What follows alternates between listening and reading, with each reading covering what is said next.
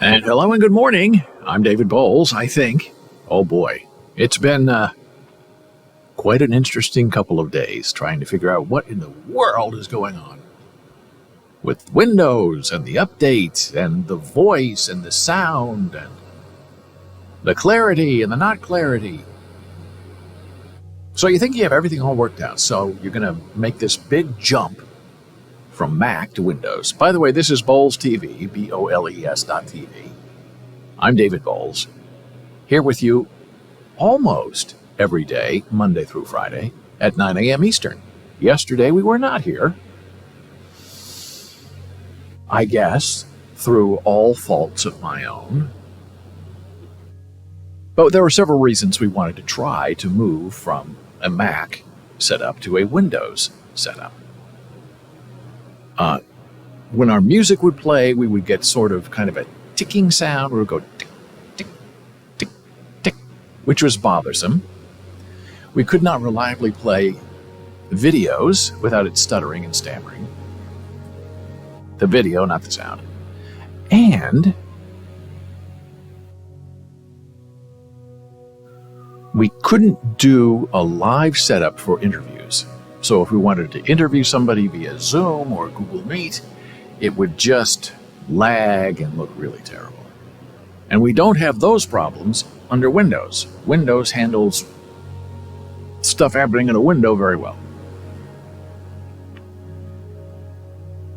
However, this wonderful setup we have for our Mac in Windows, and now my desktop keeps refreshing every 5 minutes.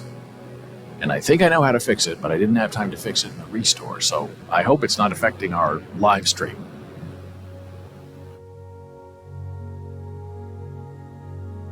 And so I was experimenting because the sound didn't sound quite right. There was no bass. It sounded like my voice was compressed in the Windows version of this live stream. In the Mac version, I thought the sound was okay.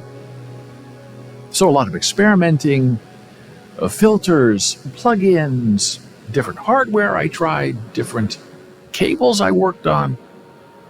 None of it seemed to work. And I hope that my voice is in sync with my lips. 1, 2, 3, 4, 5.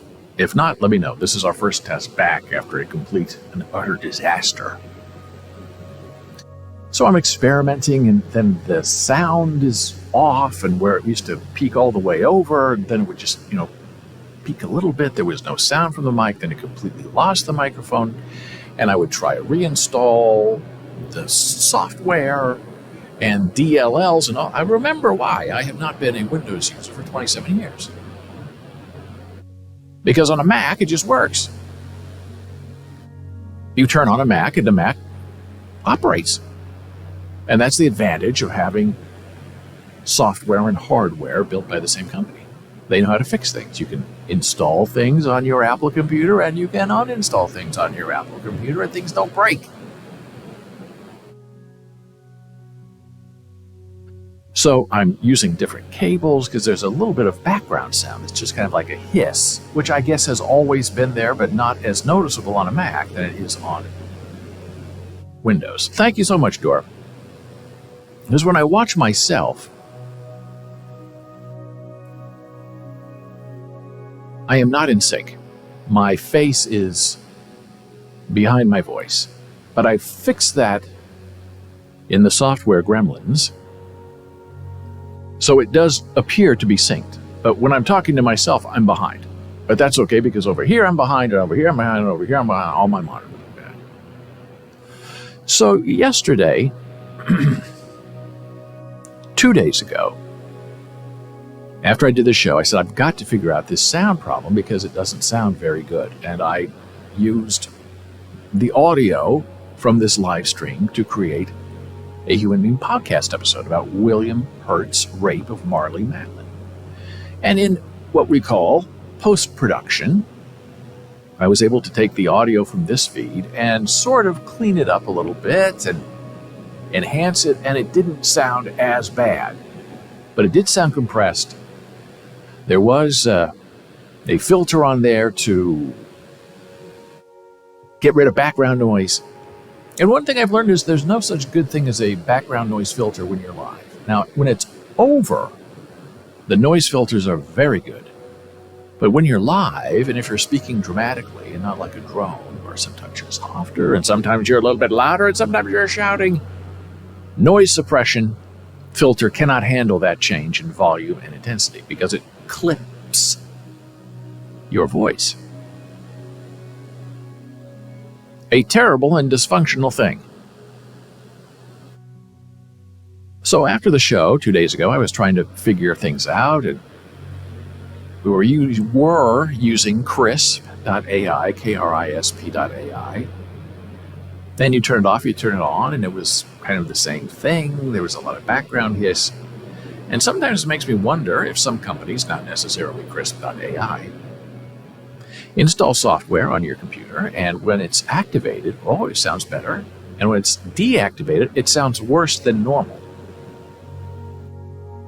I don't know if that's a thing or if that's some kind of psychological response to what happened 2 days ago. But I take the full blame. I'm the one with the hands, I'm the one with the fingers, I'm the one with the ears trying to figure out how to make this work for the eyes and the ears. And I was unsuccessful. So I've had this new Windows set up for about 2 weeks. We've been streaming nonstop, 7 days a week for over 4 months. And yesterday was the first time I missed a show. Excuse me. Which did not please me. So I said, okay, so I'm going to restore Windows. And you can go back to a restore point where Windows claims that they will go back to a point in time. It's not a backup, this is a restore point, and restore your system to how it was when it was originally working. Now, unfortunately, because I had just started this Windows machine, my restore point was 2 weeks ago from the day I installed Windows. But I thought, okay, it's better than nothing, and better than, as I remember in the good old bad days 27 years ago, of totally restarting from scratch and erasing everything and reinstalling Windows as if you have a brand new machine in install. I said, anything's got to be better than that. So we picked the restore point, restored everything, and Streamlabs Desktop, which is what we used to stream, was sort of working enough where I could do the show yesterday. But nothing else was working. I'd started Adobe, Photoshop, and it said, does not exist, file does not exist. And I try to reinstall, you can't reinstall it because it's already installed. I can't start because it's not installed. Around and around and around and around and around. And I'm remembering the nightmares. 27 years ago, Windows 95. Just wipe it and start over. So all day I struggled with it 2 days ago. Finally, I think I somehow got the microphone back. And somehow, finally, I could hear myself in my headphones.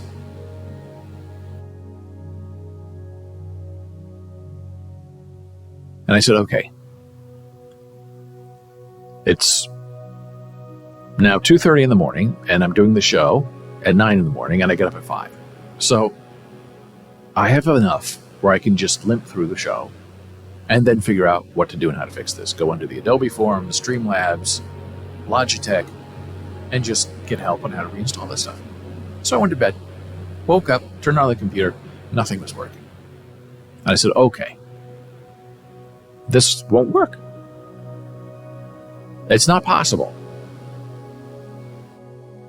for me to do a show where half of it's working and half of it's not working, because the whole thing will probably blow up in my face.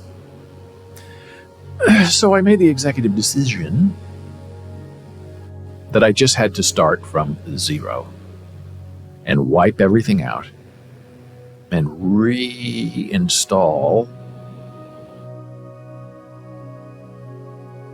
all my apps all my fonts, and I have a lot of fonts, and fonts is not an automatic process of installation on Windows. But I thought if I just go back to 000 and restart, it has to solve the problems that I've been having. And I will not install all these trickery things that I've been working with, like 4 or 5 different apps, hardware apps, new cables, voice meter, crisp.ai, other filters, plugins. Just don't do any of that. Just install one thing. I had OBS regular, not the OBS Streamlabs, but just regular OBS. I didn't like that. It was very confusing. So don't install that. Don't install this. Don't install this. That. Just install the basic needs to try to get back on the air and start a new 4-month stretch. And it's sort of working now. So I made that decision to not go live at 6 a.m. yesterday morning, and we go live at 9. And surprisingly, the reinstall of Windows went pretty fast. I said, wipe everything, don't save anything, just go. And Windows said, I'm going. And that maybe took not long, 45 minutes, an hour. So I thought, oh gosh, we're back. But do I have everything that I need? Because I lost all my research, all my things. I said, well, let's just keep going. Let's see what happens. So I started reinstalling bit by bit, slowly by slowly. Everything was coming back. You have to do a lot of testing. And then it was about, 10:30. I was not doing the show. It was about 10:30, and I was pretty much back. So it was about 6 hours from nothing to a total restore, which was not terrible.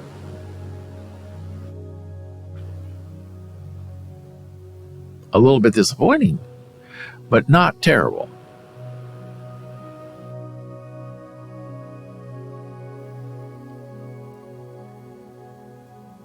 And the one thing that saved me, I'm having a little flashback. The one thing that saved me from probably another 4 hours of complete and total misery reinstalling was installing the Streamlabs desktop, which used to be called Streamlabs OBS, which we all called Slobs. Now, when I installed the Windows version of Streamlabs, because we've been using it on our Mac, nothing was saved. I could see the old scenes from the Mac there, but they don't work on Windows. So all the funny things you see flying here, and the logos, and the chatting, and the alerts, none of that transferred over from Mac to Windows. However, if I knew at the time, because I want to get everything else set up, everything audio, and then install Streamlabs. Because then I knew everything underlying was going to be okay, because sometimes I noticed when things were not going well, Streamlabs would say, you have the wrong video driver. You have to update this. We can't use NVEC. We have to use something else. Done something wrong. We're sending files to the authorities and technical support. And then the files they were sending were 300 megabytes, and they said, we can't send it because the file's too big. What have you done? So I said, I don't want any of that. So I'll wait till everything's pretty much installed, all the basics, and then I'll install the Streamlabs desktop again. And I installed Streamlabs desktop, and everything was still here. Everything was perfectly preserved, which is the way I thought it was going to be when I installed it on the Windows from the Mac version, because that's one of the advantages of going with Streamlabs, is they save everything in your account. And you access it online, and set everything up there, and then you come here, hey, and you start broadcasting live. So I did, and everything was preserved. I didn't have to set up anything. I didn't have to re-download or reprogram or recreate or design or find the files. Everything that I had done 2 weeks ago was magically, for some reason, still there in Streamlabs, where the day before, when I restored from a restore point, Streamlabs couldn't find anything. And would keep crashing on me. So if I knew that miracle was going to happen, where I would just start Streamlabs and be able to go, I could have done the show yesterday. And when I realized this at about 10:30 a.m., I thought, maybe I should just go on and say hello and keep my streak alive.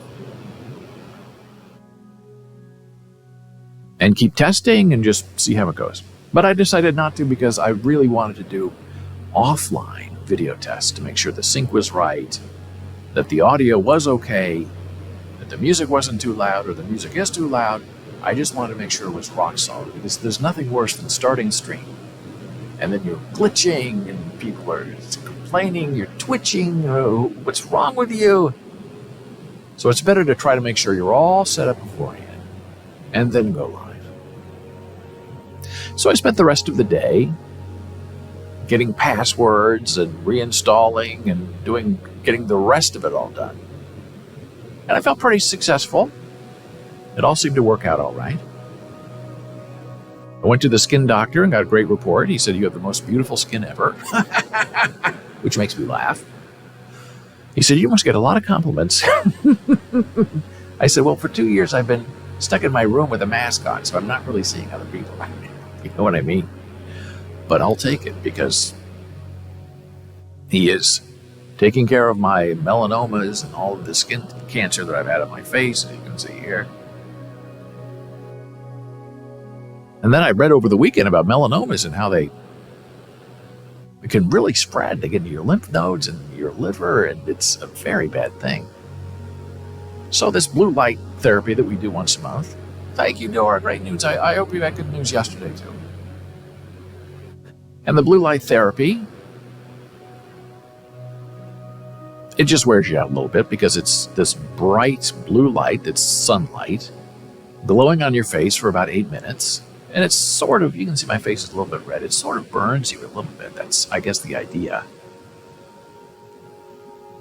And then you're done. And then I came back to the office, turned on the computer and said, "Oh my gosh, I hope all the Windows stuff is still working." And it was working perfectly. And it has been working okay so far, except for this desktop refresh that keeps wong every 5 to 10 minutes. So it went well. Reinstall. If you ever have a problem with Windows, I'll tell you this, I wrote books about Windows. I wrote about computers. I've been on the internet publishing since 1996. If you have a problem with Windows that is severe and you're crashing a lot, you will not be able to fix it. There is no fix. There is no restore point in time in which you can go back and life will be good again. It's impossible. Maybe have a backup. Backup important files. I don't think you should back up the whole drive, because then you're just preserving all the problems that you had before. Back up the important stuff. That's why OneDrive is great, because Microsoft just kind of copies over all that stuff and saves it for you in the cloud, which is not going to corrupt it. And then, when the time comes, just restore, erase everything, and start all over again. That is my advice for how to survive in a Windows world. And you can hear the sirens coming from me now, because I'm sure I've broken some sort of immutable technical law.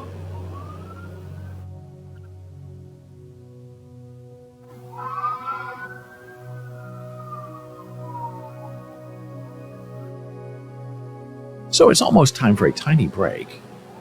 But before we do that, let's just take a check and see how this looks. A little new setup here. Yeah, here I am inside. There's our browser. Oh, let's fire engine today.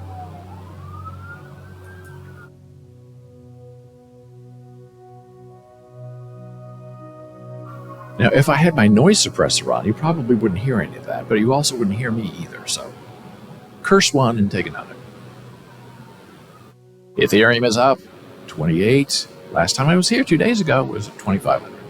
So, in my absence, Ethereum has gone up Up 36 today. That's really very good. We like to have good things when it comes to crypto because crypto is where it's going to lead us. How's our ether scan going for the price of gas in America?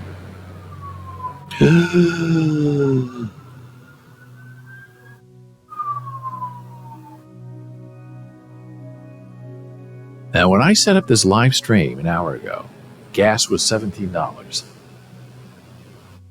I have paid as high as $80 in gas in the past. I have never seen $125 for gas.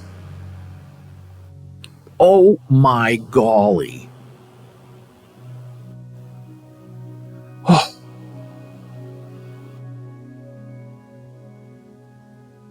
And this updates. You can see this is constantly updating. Next update is in 1 second.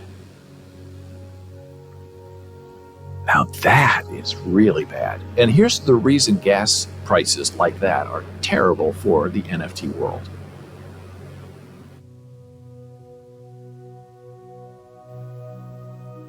You don't know what gas price you're going to pay if you want to buy something on the OpenSea or some other NFT bargaining spot. You can see the price in Ethereum is, let's say, $800 and think, okay, great, I'll buy it for $800. And then you get to pay, and there's a range. Your gas fee is going to be between $20 and $35. And you agree to it because what are you going to do? Now, if you don't like $25 to $35, you can stop and come back, a minute or two or three later and try to get a better price, a gas price. The price of the art is not changing. But you never know what the gas price is going to be. So if you are buying an NFT right now, and let's say it was $80, and your gas fee is $125, you would be very angry and incredibly upset. And who could blame you? You're buying something worth $80, but the gas fee is $125.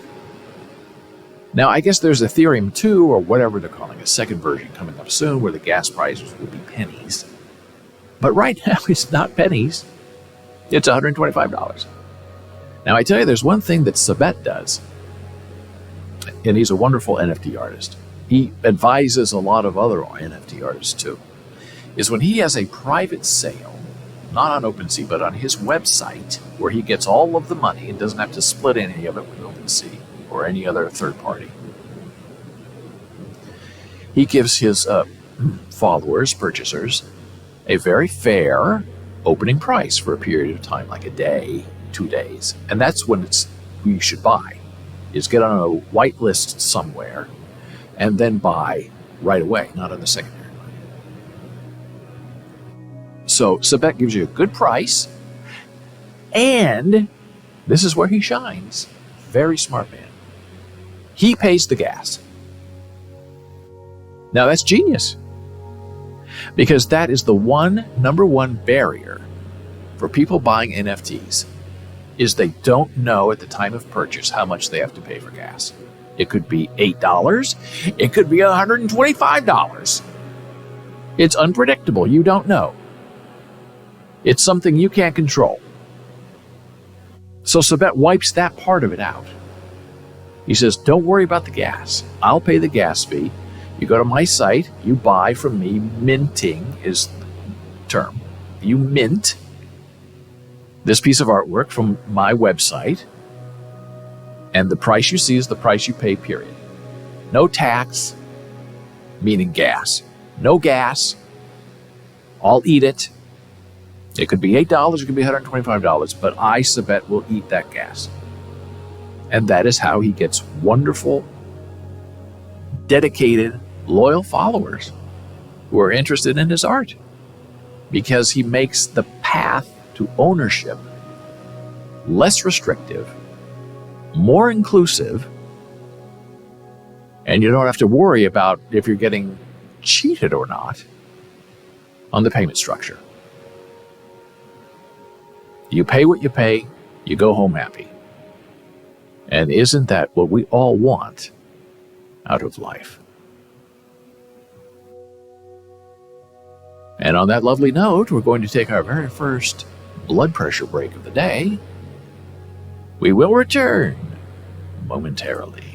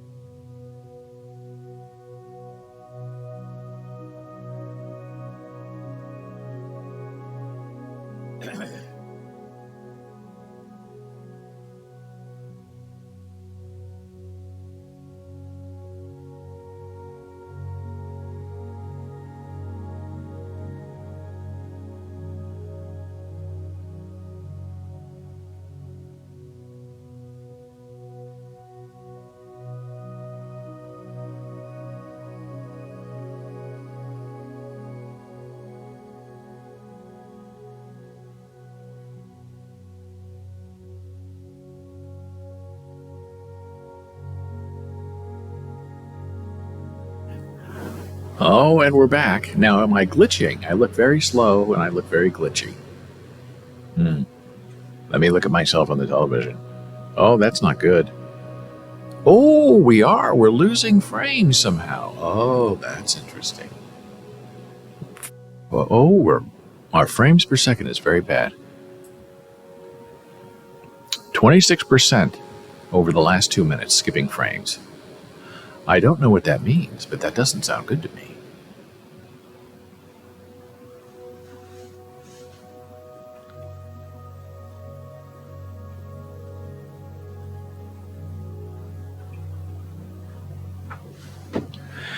Let me see if it improves a little bit. Oh, now we're back at 60. Our CPU shot up. Our frames per second went down to 49. You are not in sync, now better. Thank you, Dora. I really, really appreciate that. And now we're looking like we're back to normal. So something on the break broke something. I don't know what happened, but I'm going to ask Streamlabs. And that's another benefit. Now, people who are hardcore streamers say, oh no, don't ever use something like Streamlabs, where you pay for it. You just use OBS, which is free. But the thing with Streamlabs is if you have a problem, they will help you. If you're on OBS, you have to rely on the kindness of strangers who are in a community, which is fine because they do help each other. But if you want to make sure that you get an answer right away, that's why you go with the pros. So it was the intermission screen that caused that. That's very bizarre.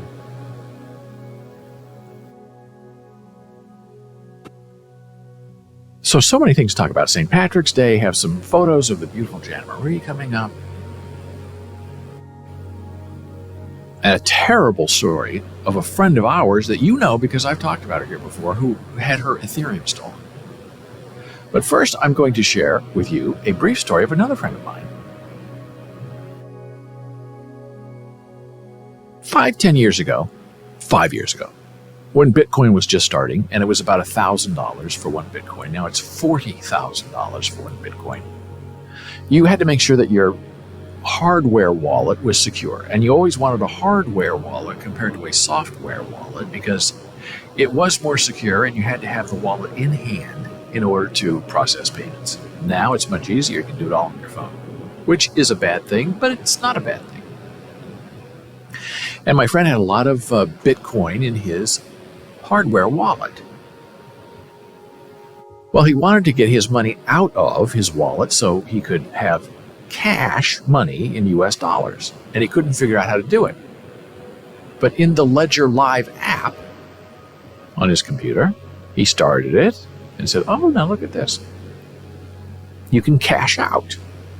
Okay, so he cashed out. However, because it's Ledger Live, and they're a French company, you have to go through a processor using Ledger Live, who then processes your withdrawal of Bitcoin and translates it, swaps it into US dollar, a real dollar. And that processing company is called Coinify. And they are a Dutch company. Now, the only way that you can get your money into an American account using Ledger Live is by going through Coinify. Or so we thought. And you have to register with Coinify. Then you have to provide them IBAN numbers and SWIFT numbers. And you're thinking, wait a minute. What's going on with this? Why can't I just give you my bank account? You put the money in my bank account, right? No. So you're in the middle of doing all of this setup. And it's too late to back out because you've already started the process. So if you don't know your bank's international SWIFT and IBAN numbers offhand, you cannot process it. So you look for it on the internet, you plug in, there's domestic, it's a wire transfer. There's a domestic wire transfer, there's foreign wire transfer. And then you put in the information and they say it takes 2 to 3 days to process. excuse me, then my friend gets an email saying, "We processed your Bitcoin sale and we're sending it to your bank." Great. 2 days after that, Coinify contacts my friend and says, "What we told you, we were sending your money to your bank." Well, we didn't, because the wire transfer didn't go through. It bounced back. So, as of February of this year, Coinify said, we have a new policy where we refund your money to a Bitcoin address. And it can be any Bitcoin address you want to use. It doesn't have to be the original Bitcoin address. And we'll be sending you that link momentarily. Well, that was 5 days ago. Something like that, he said. And then finally, screen's a little blurry. Want to do that with my family, Swift, but it didn't work, so we gave up. Oh, yeah. Wire transfers are very fussy. And thank you for telling me it's blurry, because I've got to figure this out. Yeah, myself. Wire transfers are very tricky. And if you deal with lawyers, New York lawyers, they want to be paid by wire. They don't want a check.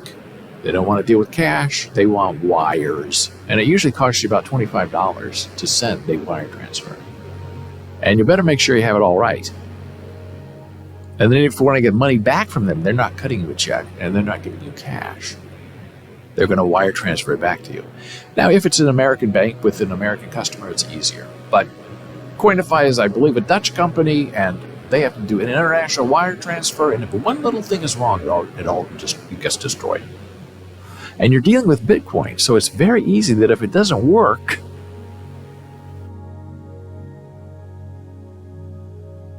the money's gone forever. But it looks like there are protections and procedures in place that if a refund is due, that it can be resent to you as Bitcoin. So what I finally figured out that my friend should have done is there are now a lot of very mainstream, very nice online soft wallet ways to get your money from Bitcoin or Ethereum into your hands as US dollars in your bank account. One of them is a CoinDesk, which we like. It's very large company, very well known. However, if you're like a new user and you want to swap your Bitcoin for US dollars and put it in your bank account, that's okay. But it can take up to 5 days, which I never understood.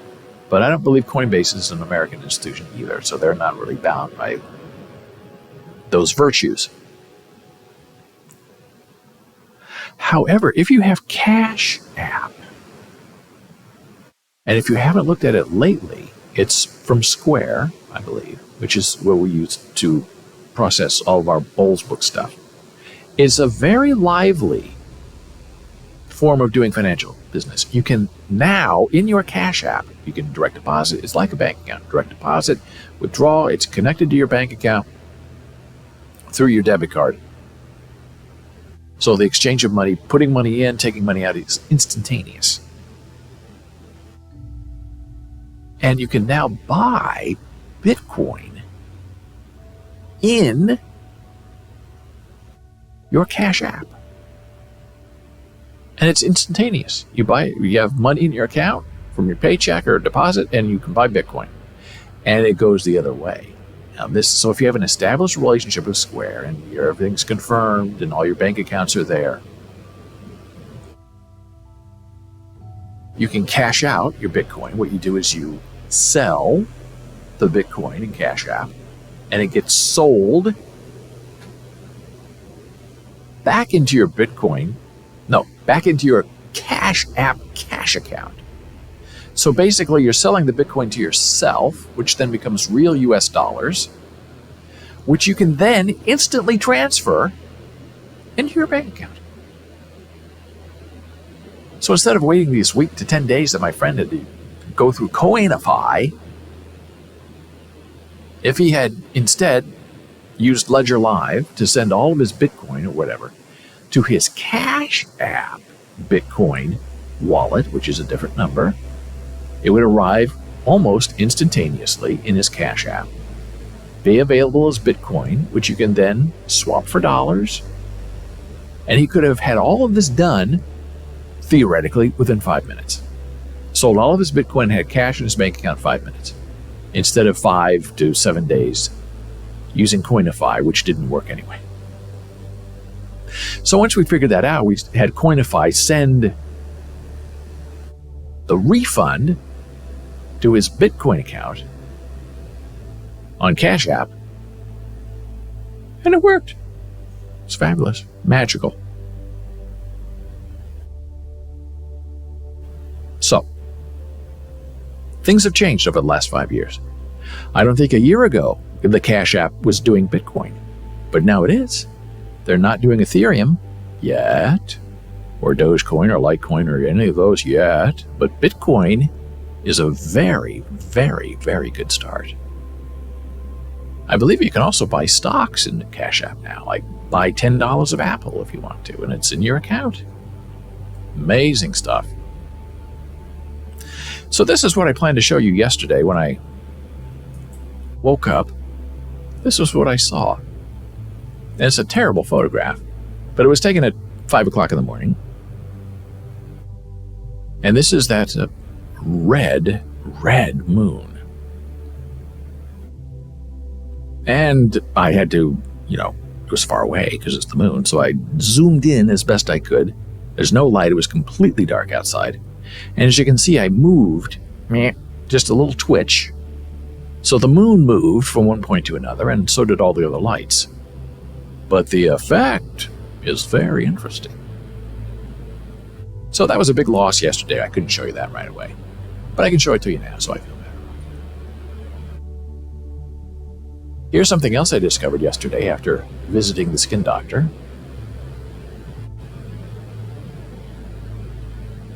Now, when I go to this scene, my frames per second are just terrible. They've fallen to 23. I got my second warning. It must not like going into this secondary mode. Skipped frames detected 27% over the last 2 minutes.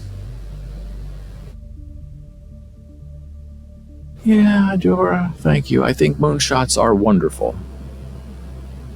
I think you have to have a really, really, really good camera. Or like a telescope, and then you connect your DSLR camera to the telescope, and then you can see it. But I'm getting very glitchy now, and I'm not sure why.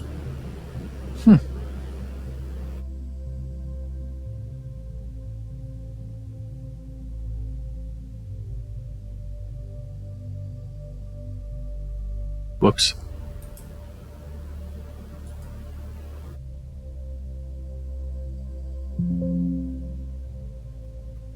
Removing my secondary camera because I'm thinking maybe that's doing something weird. I'm going to go to the intermission screen and see if that second camera is here too, but it is not, because that's when we had our first big trouble. Now we're back. Here's my main camera. Is the second camera there too? Yes, I'm going to remove that camera. Yeah. Bing bong. We're not supposed to hear those sounds either, but I haven't figured that out yet. I have everything muted, but I guess institutional sounds, they're still going to play. More sirens. We're back.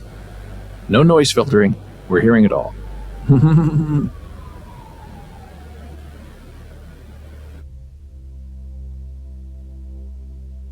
There's an eclipse. I don't know why it was red.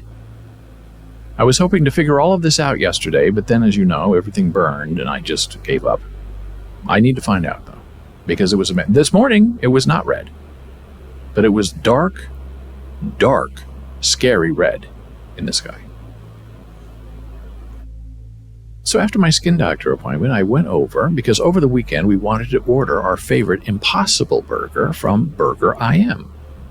And Burger IM is an international chain, I guess, with 268 stores created by an Israeli businessman. And the rumor I heard after I checked and saw they were not delivering over the weekend was that they filed for bankruptcy. Or they didn't file for bankruptcy, but the guy who owns all these stores disappeared in December. Back to Israel, I think. And they hadn't declared bankruptcy yet. But you couldn't order from them. You can always order from them, and they're right across the street. So we order and then go pick it up. And I kept checking. It was, 12:30, 1 o'clock. I said, dude, why you should be here? Closed. So after my skin doctor appointment, I went across the street. And sure enough, Burger I Am is dead. I couldn't believe it. It's always busy. There were always people in there. So I pressed my camera against the window and took this picture. Burger I Am. I think 2 weeks ago it was alive. And now there's a for rent sign on it. Here's another picture from the other side. You can see the rest of it. Here's the other side. It's a beautiful place. And it hasn't been open that long. Maybe a year and a half. The pandemic was terrible, I admit. But they always seem to be doing business. A wide variety of terrific burgers. Wonderful onion rings. This was disappointing. And it's St. Patrick's Day. This is Lucky O'Connell, a David Boles Blogs dog author who is actually a dog. And his best friend is Tom and Mary Ann O'Connell, living in California. And every holiday, we get new, fresh, fun photographs of Lucky O'Connell. And Tom is a wonderful photographer.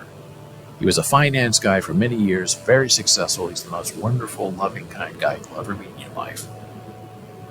And he gave up that life to have the life of retirement with his beautiful wife and his delightful dog. Now, St. Patrick's Day, as you can see, I'm wearing green. I don't have anything green, ever, because I don't look good in green. But this color green, pretty good. I like it. Got this for my birthday. Brain Dead is the brand, which is a sine wave going through a dead brain. And we love St. Patrick's Day here. Jana is Irish. Jana Sweeney. Jana O'Sweeney, as I never call her. Irish and German, which is a very dangerous combination. Beautiful, but dangerous. All in a good way.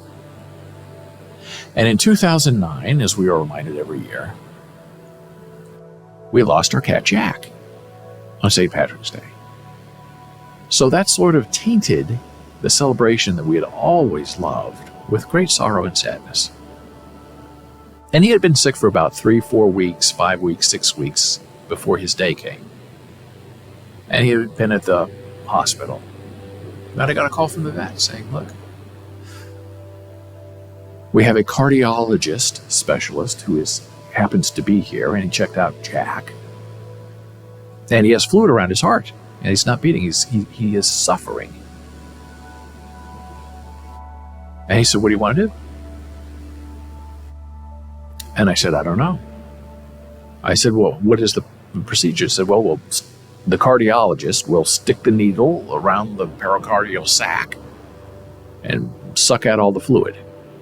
And he should be better. And I said, will that be long lasting? And he said, well, I don't know. I said, well, what are the chances? He said, I don't know. He's been very sick for a long time. And this procedure is going to cost you $700, which in 2009 was a lot of money. But spendable if it would have meant, longer life and he would get better. And I said, well, will he recover from this? And the doctor said, well, maybe temporarily, but not permanently.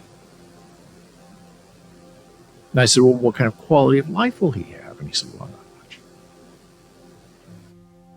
So I talked to Jan about it, and we just didn't really know what to do. Dora says, oh, poor Jack. I didn't realize it was today that he crossed the Rainbow Bridge. Sad face, huh?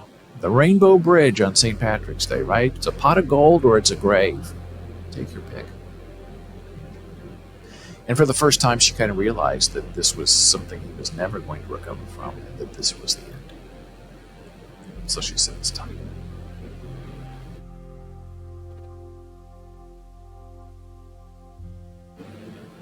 So I called the vet and said, okay.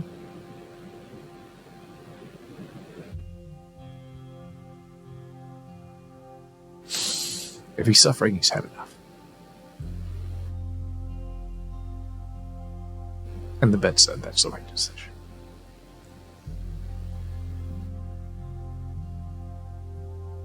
So we got in a car and we said goodbye to him.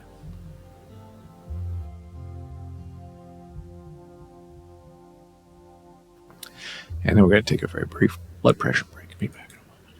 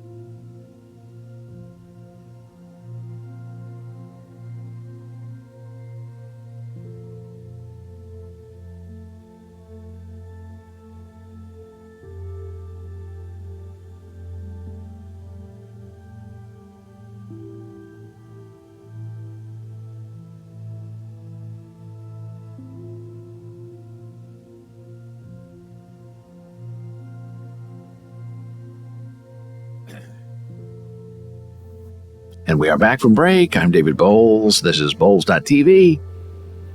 BOLES.tv.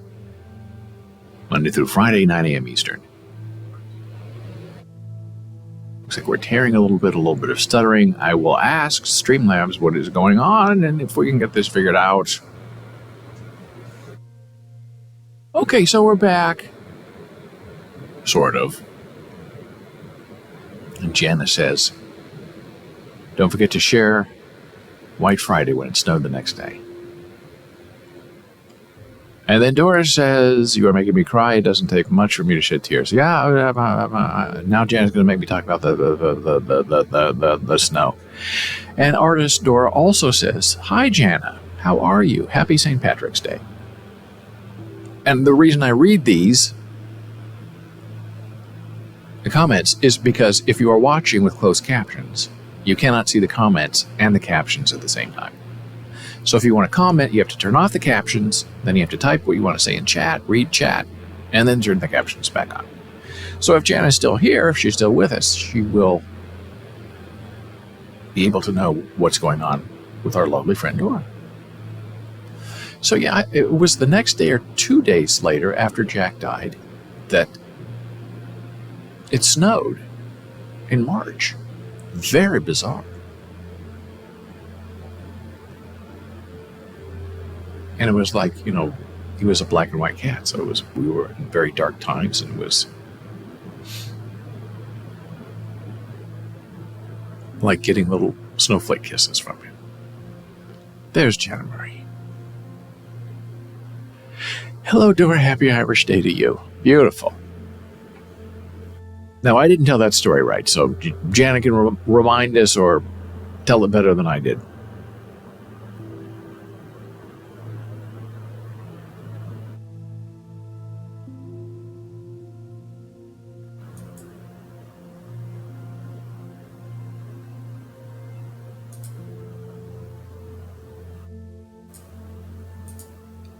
And the man in me wants to say, I was not crying over Jack, I was crying over the loss of Burger I Am, because now I have nowhere to go for an Impossible Burger. Because our Burger King, where we used to go, closed about a year ago. So we are completely Impossible Burgerless here from a fast food stand.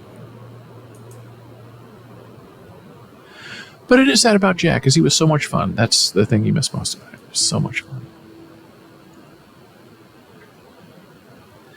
So our friend Kathy, who I call Kathy G, lives in Iowa, and she has a brand new iPhone 13, and I believe an Apple Watch. So she has this really great camera now, and she's always taken wonderful photographs. And she's going through all of her older photographs now to share images of when she was with Jana Marie and taking pictures of Jana Marie and when she was in New York. And this one stars the beautiful Jana Marie Sweetheart, 1986.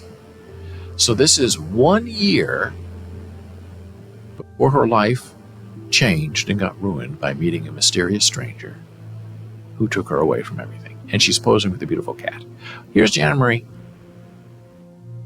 It was a dark morning and the sky was black. Light snowflakes came down. It was Jack's colors, black and white. Beautiful morning, but sad too. Yeah.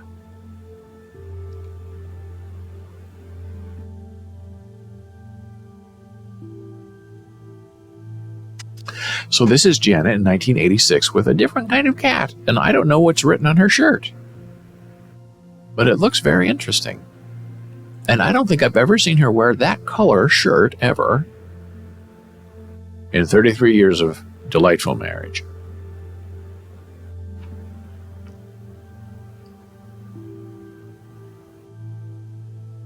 And Dora says, oh, and then she says, thank you, Jana. Here is Kathy in Times Square. Now, I'm guessing this maybe is around 1993, maybe.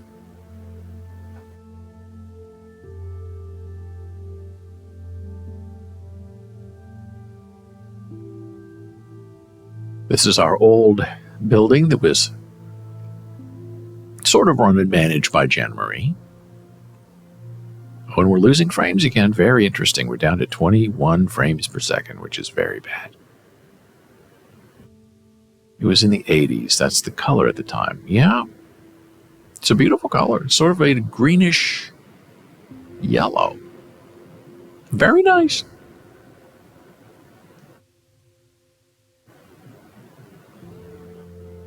You're welcome, Dora, Janice says. So this is the sign outside of the building where deaf people lived in New York City, in Alphabet City. Deaf persons crossing. And there's Jana Marie hugging the sign. And this is Kathy G. looking into New York. World Trade Center in the background. I think these are like paper prints that she has saved, or I don't think they're photographs, and then she takes pictures of them and digitizes them and sends them to Janet. And some of them, as you can see, she plays around with a little bit, changing the color and stuff, which is fine. This is the beautiful Jana Marie with the monster that she met in 1987, who then changed her life forever. I think that's at the Hard Rock Cafe in New York City. There's Jana Marie posing at the waterfront. And her frames per second are still dropping. I don't know why. And there's a picture of Jack. And that's obviously in our apartment.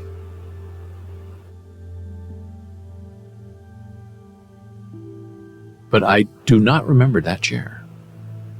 I don't have any memory of sitting in that chair. And maybe I was never allowed to sit in that chair because it was Jack's chair.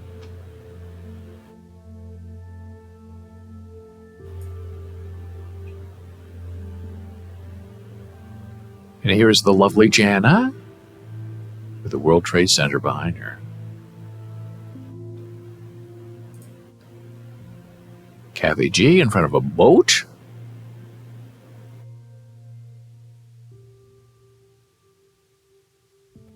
There's Jana Marie and Kathy. I don't know what they're outside of, but it looks fun.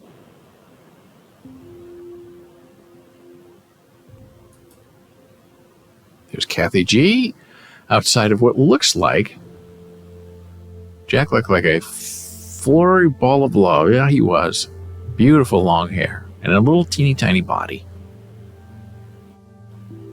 I believe this is the musical version of Victor Victoria. And she starred in the movie, and I think she starred on Broadway. Julie Andrews. There's Jana Marie signing Pepsi. Drink of champions. We don't drink a lot of soda anymore. But when we do, we do. And there we are at the Hard Rock Cafe, Jana Marie in her delightful overalls with the man, the myth, and the monster.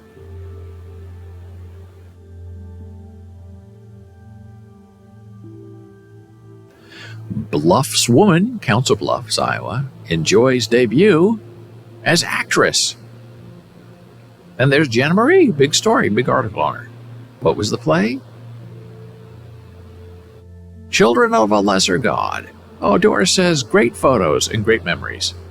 Yeah, Kathy G loves to take pictures. And so does Jana Marie. I'm not much of a picture taker, especially not of myself, which I am told I need to fix. Oh, and our frames per second are dropping, and now they're back. Now, this has to be fixable because our upload speed's terrific. So it's something going on with something that I don't know what that is. Here, this is the Nonpareil in Council Bluffs, Iowa. There's Jana Marie, sweetheart, acting on the Omaha Community Playhouse stage.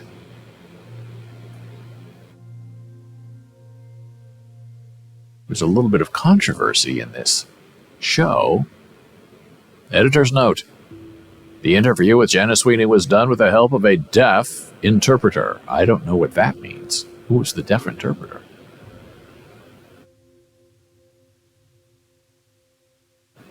Yes, Kathy G is talented in taking pictures. Yeah, she has a very good eye. She could have had a big career if she really tried to do it.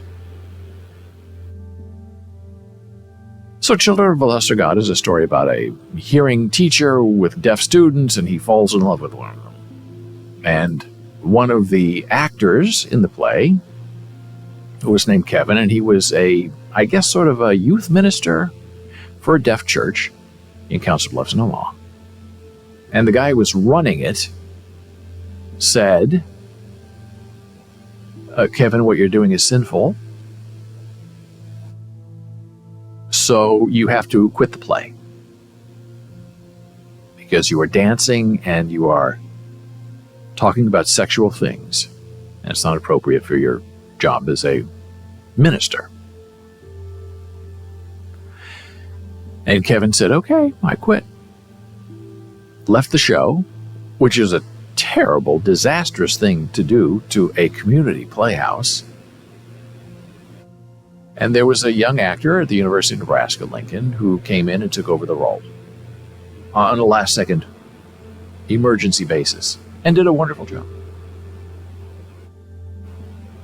And Kevin is now, I believe, living in Florida, out as a gay man with a longtime gay partner. I don't know if they're married or not. But I wonder, in the eyes of the church that told Kevin that he could no longer be involved for the dancing and the sexual conversations in Children of the Lesser God, I wonder, in the eyes of that church, if the bigger sin is being in a play or living a gay lifestyle. Because if one is unacceptable, then the other one is indeed unacceptable by default. Not by reason of mind or by purity of morality, but merely convenience and control. I felt terrible for Kevin. He was a wonderful, wonderful, talented man who was forced to leave a community playhouse production because his religious boss didn't like what he was doing. I believe this one is from the Omaha World Herald. Actress signs performance. It's her native language. And there is a better photo of Kevin with his beautiful friend and my lovely wife, Jan Marie Sweetheart.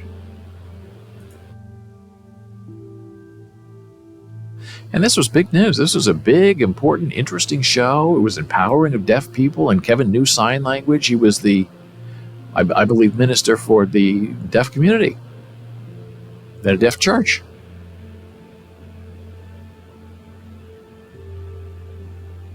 And the boss said, get out. It's not godly to be in that play.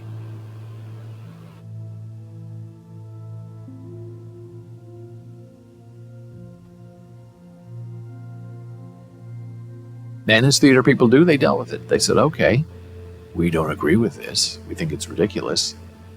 But Kevin, if you're leaving because you're in fear for your job, we can't stop you. And they brought in a kid from Lincoln to take over the role.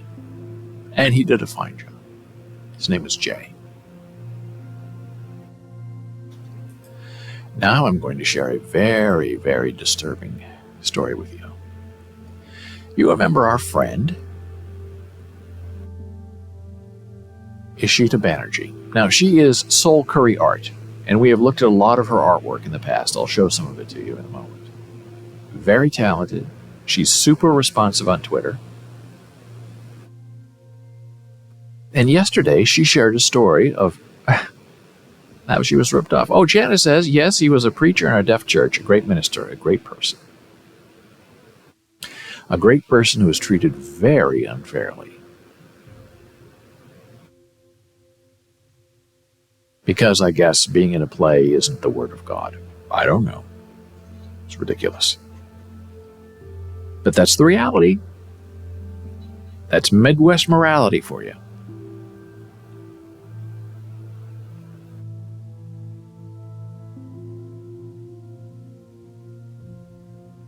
So Ishita shared this story yesterday on Twitter, and I responded in her thread by saying, excuse me, I hate this happened to you, but I love that you're sharing what happened to you so the rest of us know. Because normal human interaction would be, my God, I can't tell anybody that I was taken. Because I'm Ishita. I'm a big, very talented NFT artist. And if I can be ripped off, you can be ripped off. And that was the concern that sent her out there saying, look, these terrible things happen. And if they can get me, Ishita, they can get you. And this is what she shared yesterday. FOMO is a real thing. Now, what does FOMO mean? I can't remember. I'm having a brain freeze. I'll look it up. It's not a good thing, though. I know that. Oh, I didn't type it right.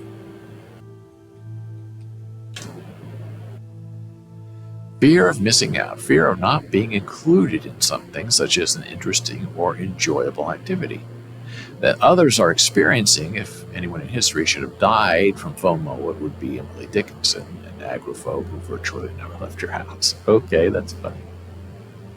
So, fear of missing out is a real thing. Just got scammed by a fake, not a fun feeling. Now I'm pausing to wait for my frames to catch up with me again. I don't know what's going on with this.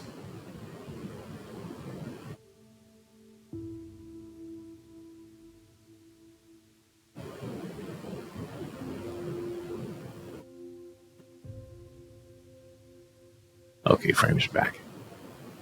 She said, I had a couple of hours to absorb this. And while I'm still angry at myself, I'm sharing it here so that it may help someone.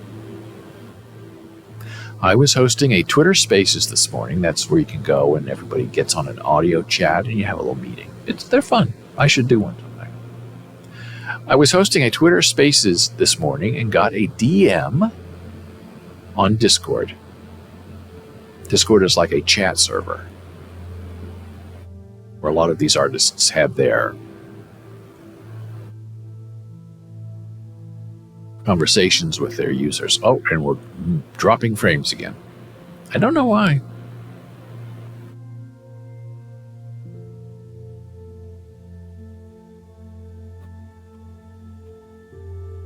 It looked exactly like the World of Women project, something that everyone is talking about and trying to get on the white list for.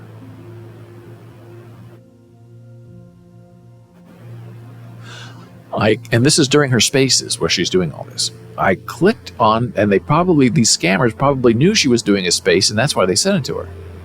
Time limited, hurry up, buy now. I clicked on the Connect Wallet button, but connected it to a secondary wallet and not my primary one.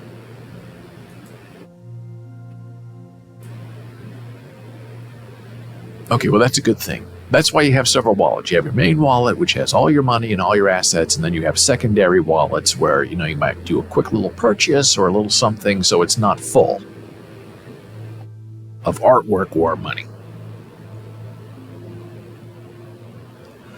She said I was distracted and multitasking, and I should have taken that extra few minutes to do my research and see that this World of Women offer was not what it seemed like. Excuse me. Now I'm getting hotboxed. I clicked once, but the minute I did, clicking to connect her wallet to this fake website, it started sending all the funds out of my wallet. And then she says the funds went to this Ethereum address, which is public knowledge. You know precisely the identifying wallet that stole your money. The thing is, how do you get it back? Now, if you're the FBI, you can go in there and retrieve stolen money. If, however, you're Ishita Banerjee, you can post this wallet ID, and getting your money back is not going to happen, because who's going to enforce it? The blockchain is not enforced, it's not regulated. The Ethereum blockchain doesn't have someone who says, pass go and come back. She said I thought I was smart and always vigilant. But it took literally 15 seconds for all this to happen and be wiped out. I'm going through a lot of emotions like stupidity and blaming myself for not stopping to think.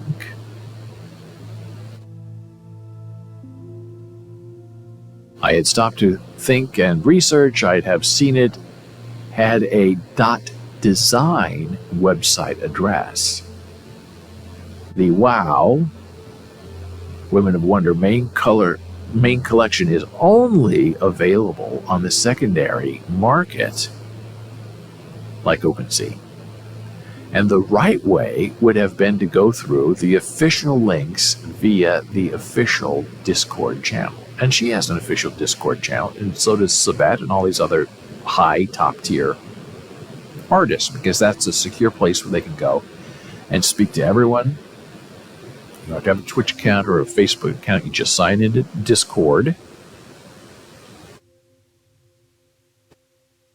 The screen looks better. Sorry, I missed this. My son called. How much did your friend lose? She didn't tell us how much she lost. But clearly it was enough that she was very upset. I think to me, if it had been under $1,000, I don't think she would have cared. But these Women of Wonder things, see if we can look that up on OpenSea.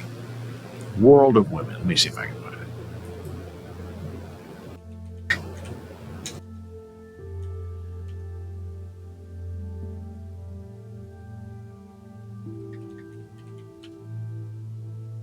Yes, we have a frame dropping problem, which I'm going to fix the second we're done, so I appreciate your patience. So, World of Women, here we go. This is what she thought she was getting into, and she wants one, and she wants to get on the wait list. But there really isn't one, because I believe they're already out. There are 10,000 of these World of Women, of 5,000 owners.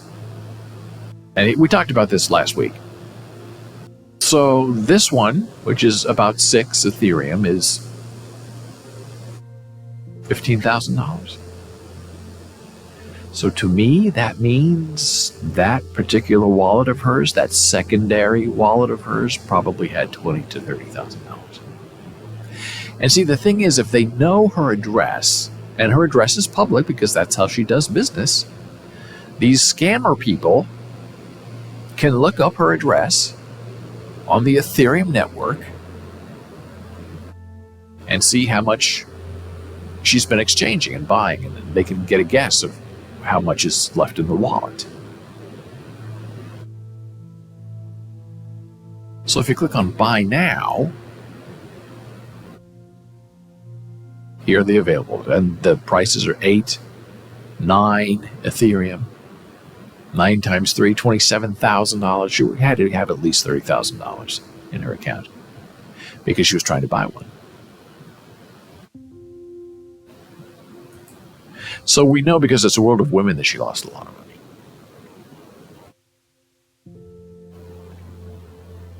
And here's the actual thread and what people are saying. Here's what I said. I hate it that you were taken, but I love and admire your strength in sharing the warning of what happened with the rest of us. The lesson is nobody is safe. We must all be on alert. We have to tell each other when we get tricked so we can avoid that future magical illusion. And here's another commenter. Hope you had a burner wallet. Do a tweet. Might be good for newcomers to learn to watch out. Yes, I will. Right now, I'm feeling so many emotions. I bet, because she's a leader. She's a big name, and she fell for it. I'm sure she's just really upset with herself. And she knows she's not getting her money back. It's impossible. They got her.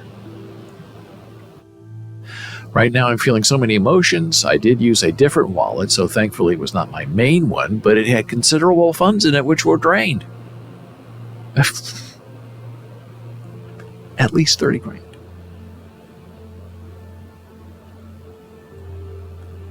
Clicked on a scam site thinking it was the real deal, lost all that it was in my wallet. I can't believe I fell for it. I'm so mad at myself.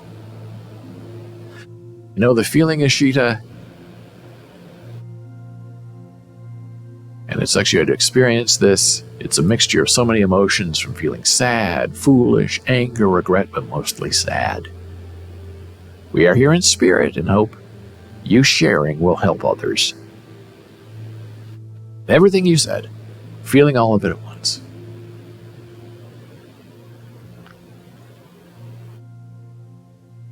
I'm still in shock because I can't believe I fell for something I kept advocating to be vigilant about. And she does. And she's a wonderful person. If you DM her on Twitter, she will reply to you almost instantaneously.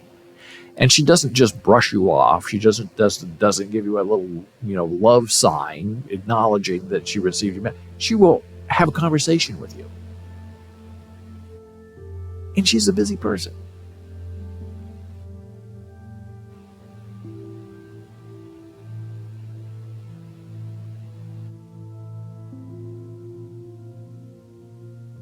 And this happened to somebody else. Oh my gosh, I fell for Invisible Friends, which is another big selling NFT. Please be careful. If you are not in whitelisted or done enough research, then simply do not participate in any minting process. Always use a new wallet for minting and move assets to the primary address. Now that's very interesting. So you would buy with your minimum wallet and then move the assets to a safer, harder wallet. That's very smart. Oh, and Dora says, because we are conditioned for easy peasy tech, your hand automatically clicks. Yes, exactly what happened. So they knew her Ethereum address. They knew she was doing a spaces. This was planned. It's very clever. And they knew that as a working woman, that she would love to get a price on a Woman of Wonder avatar at a whitelist price. And so they set up this fake website with a fake Ethereum, a real Ethereum connection. And you go to the website, you click on connect, it connects to your wallet, you have to approve it on your phone. And I can see her doing this while she's having her spaces conversation, thinking I've got to act on this now because I want this price. And because she was distracted and not paying attention, they took all of her money. I still admire her for coming out and admitting, look, I got taken. Don't get taken. I was very stupid. And I'm the one who preaches to everybody to not be stupid.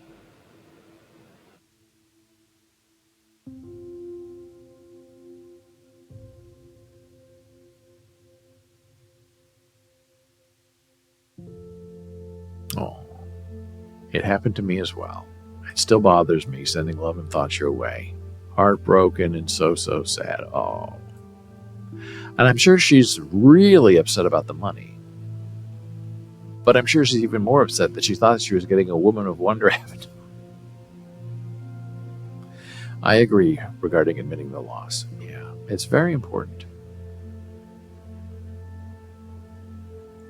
Another person says, hey, it happened to me twice. So sorry to hear this, but thank you for posting. It's a valuable lesson for those of us who are new to this. Oh boy, all the strength and positivity. Love your work. And she does have beautiful, beautiful work. I'll show it to you in a minute.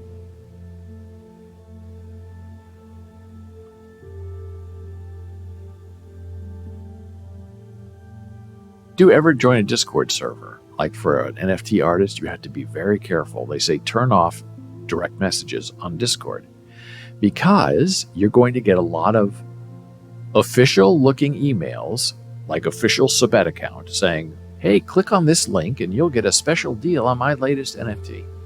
And they're all fakes and they're all lies. And you have to be very, very careful. You only click on links where you know the person who is posting them. And unfortunately, these people know how to pretend to be other people. Oh no, I'm so sorry, Ashita. So you can see she has a lot of fans. It's happened to them, and she's trying to recover. So here she is, Soul Curry Art. This is her work. I'll put the link in chat.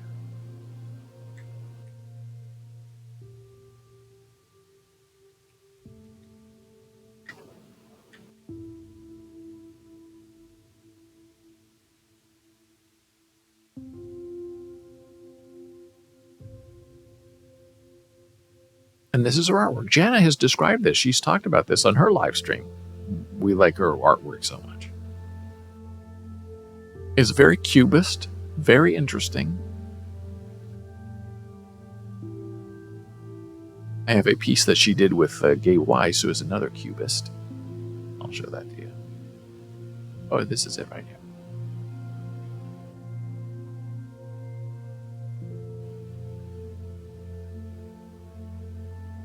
So the right side is Gabe, and the left side is Ishita. So while I don't have pieces of either one of them because they're very expensive, I do have half of each one of them. And together they become one. Love the colors. Wait until I get a digital program. That sounds like a threat more than a promise. Trying to find my favorite one, which is Sun and Moon, which Janet described and talked about. I think it's still around, although way out of my price range.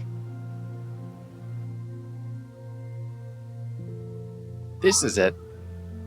Day and night. I call it Sun and Moon. She calls it day and night. Isn't that delightful? Just beautiful. It's my favorite piece of her of all time. And it's selling for, what? $2,500.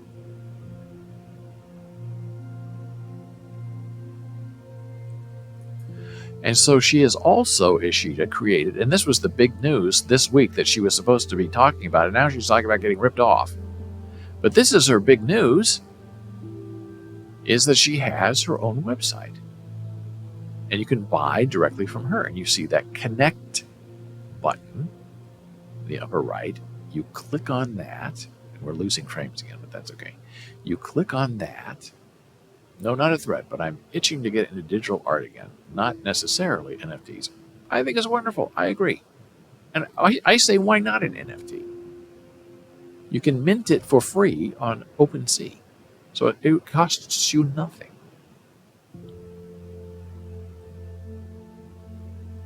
So you connect, and then that connects your wallet, and you can buy things directly from her on her website, which she prefers because she gets all of the money and doesn't have to share any of it with OpenSea. Now, does she pay the gas fee like Sabette pays the gas fee? I don't think so. But here are some of the things that she has on her website right now. So Winter Afternoon Shadows, which is very delightful, very pretty, selling for 0.85 Ethereum, $2,400. Makers of Utopia, a little bit cheaper, more affordable. It's an edition of 10, where the other one was an edition of 3. Now, ideally, you want a 1 of 1, but that's going to cost you a lot of money. Makers of Utopia is 0.25, $700, which some people would say is very affordable for an artist of her great stature. Here we are with Build. I don't want to say it's cheap, but 0.12, $340. One sold. Very keen. Doesn't say how many there are. Must be thousands of them. And then she talks about her collection. Sign up your wallet now. And she's on story.xyz website. And Sabette uses the same one. Sabette.story.xyz. And I'm sure that Sabette is the one who recommended that she go here, because Sabette is like the godfather of NFT people in a very positive, good way. He's consulted Wes Henry, he's consulted and helped Ian Jones, he's consulted and helped Gabe Weiss, and he has consulted and helped Ishita Banerjee. And I'm sure there are many, many, many others, because Sabette is the original, the OG, as we say. And she's Canadian, So it makes it even worse because Canadian people are the nicest people in the whole wide world. And when they get ripped off, the rest of us get ripped off. By association. And she likes Cubist artwork. And she's just a wonderful person. And I feel bad that happened to her. Which leads us to our next very interesting topic. Has the NFT bubble popped? OpenSea revenue drops 97%. Now that's bad for OpenSea, but very, very good for buyers who are looking for a deal. And I know I'm jiggling and jittering and I'm down to 20 frames per second now, and it's very annoying. But I'll get it fixed.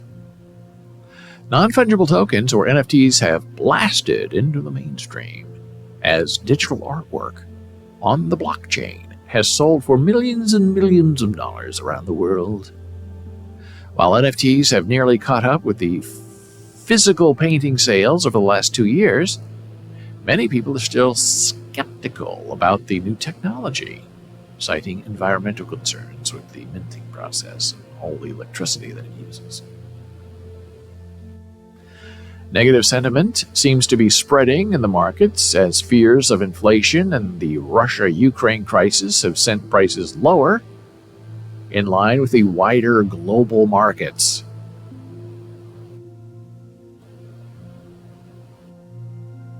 OpenSea was recently valued at over $13 billion after a new funding round raised $300 million. Looking at the data, there is a clear uptrend in NFT daily trading volume and until the end of January, where it forms a peak. And here is the news. Down, down, down. Which I'm sure is very disturbing.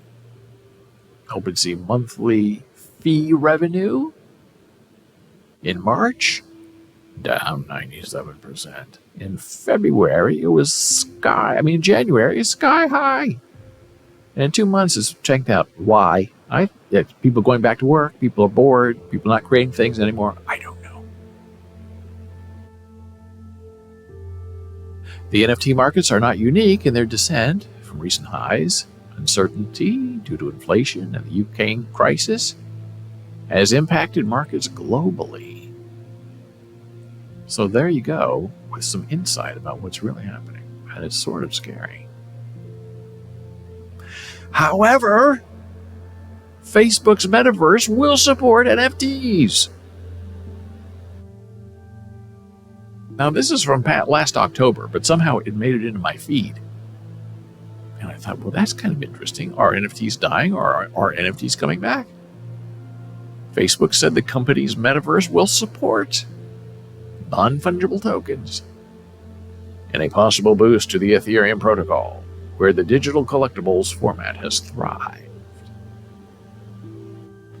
This will make it easier for people to sell limited edition digital objects like NFTs, display them in their digital spaces, and even resell them to the next person very securely. Our goal is to provide a way for as many players as possible to build a business in the metaverse. Monetization push could dovetail with the company's crypto wallet, which faced pushback from U.S. lawmakers after a pilot launch earlier this month. DM, the project's namesake stablecoin, is not yet involved. I believe DM is also dead by now.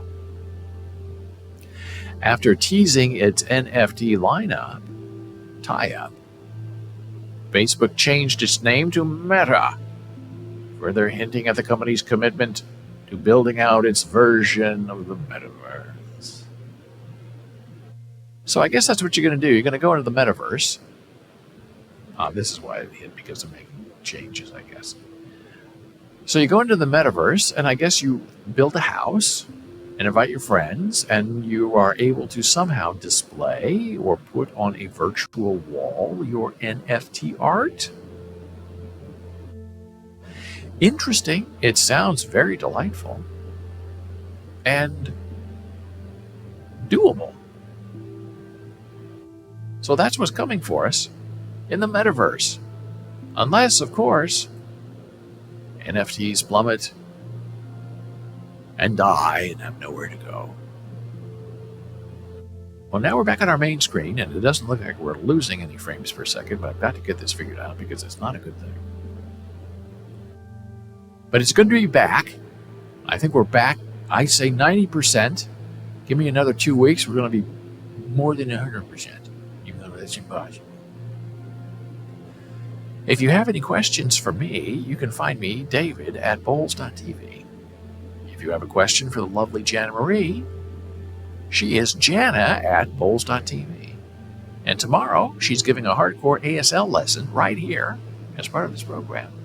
And she's going to be talking about St. Patrick's Day signs. A day late, but not a dollar sooner. And I believe she's starting tomorrow at 9 a.m. She's going to kick off the show, because she has some other work commitments that are going to tug her away in needy times of distress. But we're thrilled that she will be with us tomorrow. And then on Saturday and Sunday at 11 a.m. Eastern, Jana Marie will be here with you again talking about fun facts and learning sign language, and it's all done in ASL and also typed text. So nobody is left out of that process. On Twitter, you can super follow us now. $3 a month. You get feedback on all of your artistic projects as part of our new universe of supporting artists and writers and creators. David Boles is the username there. On Facebook, we're just plain old B-O-L-E-S, Boles. Instagram, we are Boles Books. YouTube, you can find video on demand there, boles.live, BOLES.LIVE, or the username Boles Blues. On TikTok, we just happen to be Boles TV. And here's the link to our Discord server. We're not selling NFTs, but we're still having fun with you. So thank you so much for your patience and your interest and your involvement. I look forward to seeing you again tomorrow, right here, 9 a.m. Eastern. And until then, have a wonderful day, a great evening, a fun sleep, and a terrific nap. And may joy be the prime reason for the existence of your soul. I'll see you tomorrow.